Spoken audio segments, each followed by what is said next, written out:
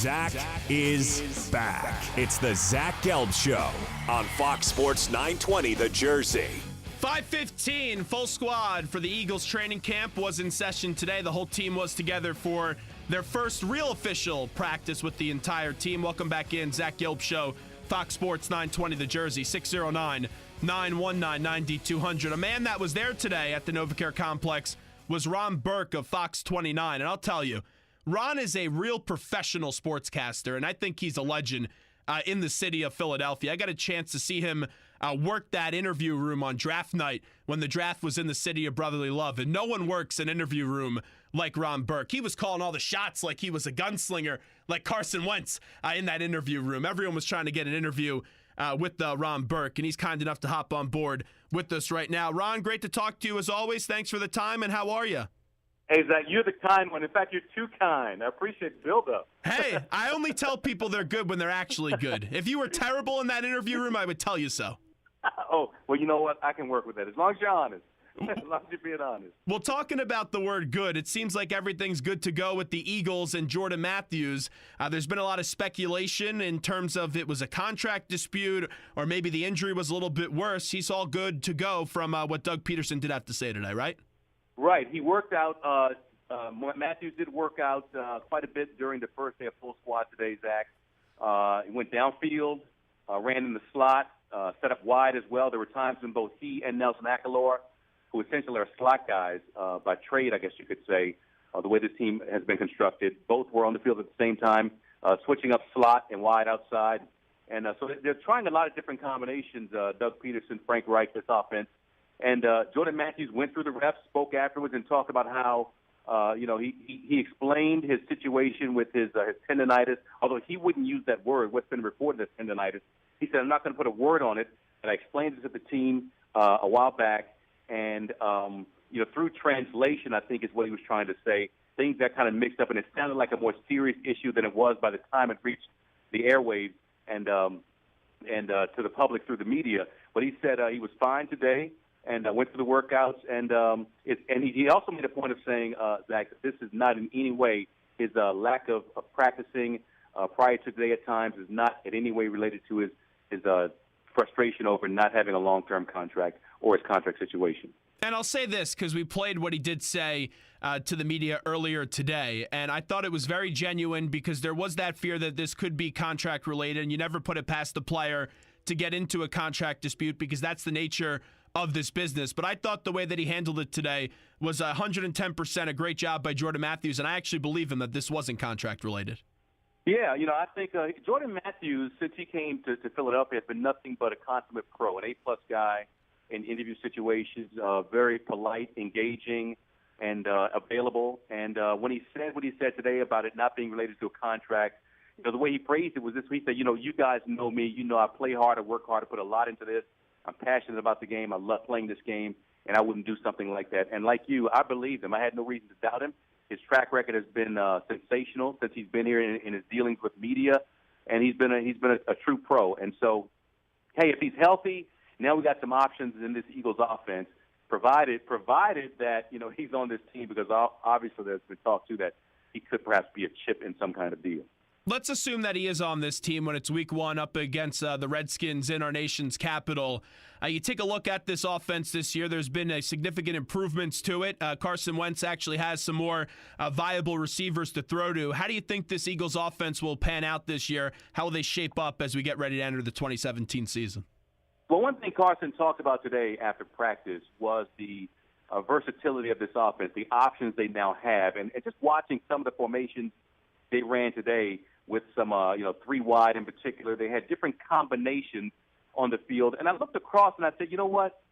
Each of these receivers at his best, if he's able to perform at his best, has something that he presents to a defense that could be a problem for the D. And we didn't have that in years past. They could line up four wide even, but you might get one or two deep before you say, that guy's not a playmaker. We don't have to worry about that guy. And I think what they have now is they've advanced this offense to a point where when Carson is in a passing situation, he's going to have multiple options with guys that can complete the play. And so that's where they are. I think the next step for this team was to get more credible at the receiver position, to get credible on the offensive line, and those two go hand in hand with the young quarterback understanding what he's doing. He's a sharp guy. He works hard, Carson Wentz, and then delivering the ball where it needs to go, having time to throw, and making plays. So I think the diversity in this offense, the diversity is what stands out to me as I watch them line up and run some 11-on-11 drills today.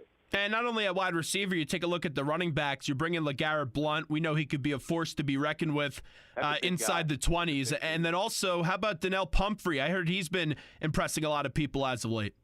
Well, I saw him yesterday on the final day of the rookie-only workouts, and of course, everybody came together.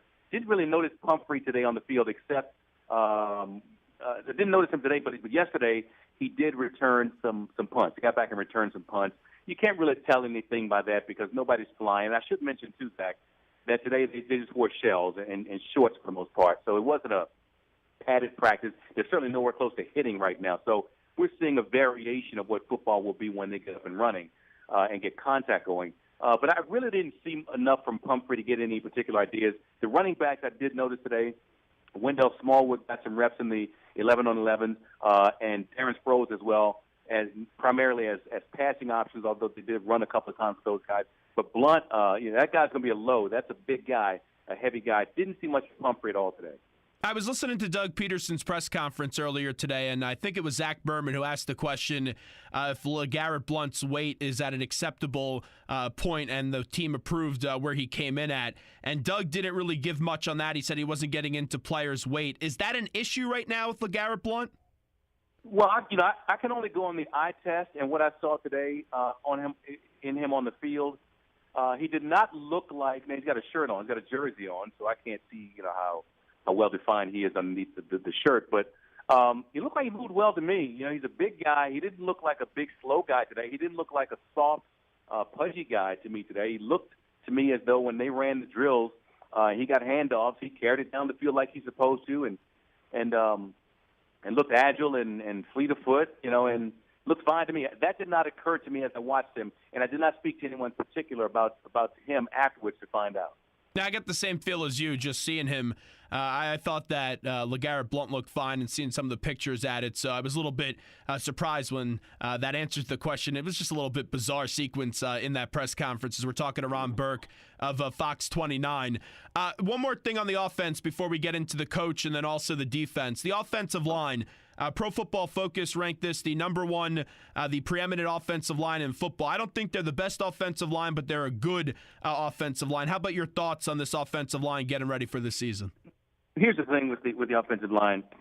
Now they have a chance. In boxing we talk about having a puncher's chance, and in recent years they didn't have that. At the tackles they were sturdy, and Kelsey at his best was pretty good. And then they had question marks at other interior positions. You look across the line now, and they figured out some issues with depth because they have more bodies. And the size, to me, looks to me like this is a more hulking line. I think they're going to be a formidable physical line that can really move some people around. That's the sense I get. Now, it all has to come together. But what it looks to me is, though, we're now seeing a redefined line that passes the eye test for sure. And I believe, when you look at the pedigree of certainly like Jason Peters and Lane Johnson at the other end, the two tackle spots. They got some youth infused now in the interior with Sayamalo. And Brandon Brooks is a terrific player. I think that line could be, you look at the NFC East. Dallas is an A-plus line, sturdy virtually everywhere. Washington has upgraded its line significantly in recent years, and the Eagles are right there. I wouldn't take anything away from this line. I can't say if they're number one because I haven't looked at it that way across the board of all 32 teams.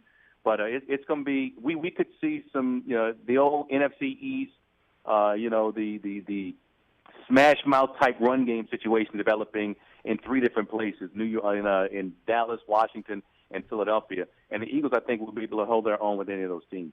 We move from the offensive line to the defensive line. I think this is the key, what decides if this Eagles team is going to be a playoff team or not, if that defensive line can consistently be great, because we know there's a lot of problems in the secondary, specifically at corner. Can this defensive line consistently be great this year, Ron? That's let me flip the script of what I was just saying about the offensive line within the division, because obviously you have to come out of the division strong before we can even talk about anything beyond the first week or so of January and moving on into the playoffs. You got to go up against Tyron Smith, Lyle Collins on those rooks playing the tackle spots in Dallas and Washington. You got Moses Morgan, and you got Trent Williams, two able-bodied tackles there. So it's going to be a challenge for those outside guys. That's just in division of the Eagles to make an impact. And I'm talking about Brandon Graham, and I'm talking about Vinny Curry and whoever comes after them. Of course, the rookie Derek Barnett. So it's going to be a test. But I like what they have in terms of combination up front, bringing in a Timmy Jernigan who has some experience.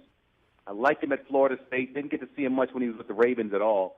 And, of course, Fletcher Cox being the lead dog on that defensive line. So, in years past, you could pick a guy here or pick a guy there and say, well, this guy's a standout, but the rest of the line was questionable. Now I think in combination, these guys playing together can be much better. Not just a little better. I think that line can be much better and really set the tone for a defense that, as you mentioned earlier, Zach, at the back end could be lagging a bit to catch up with that unit.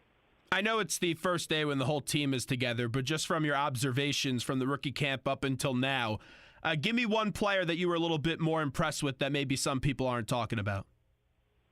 That's a good one. Give me a second here. Let's see. Somebody that impressed me that trying to go down the list here and see who jumped out at me. Ron Brooks, a lot of people are talking about him. I saw him a little bit. Didn't really isolate on him today. Didn't notice him, so I really can't speak on Brooks.